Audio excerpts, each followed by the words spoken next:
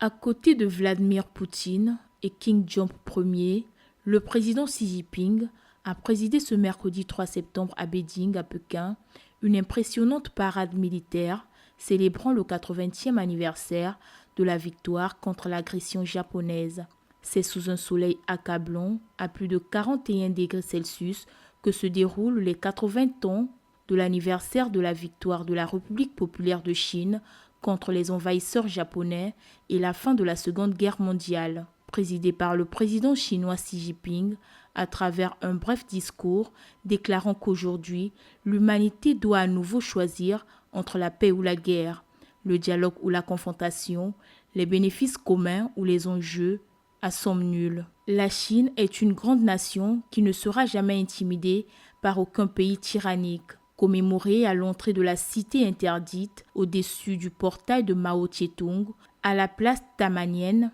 les invités, autorités et peuples chinois ont eu droit à une impressionnante parade militaire spectaculaire.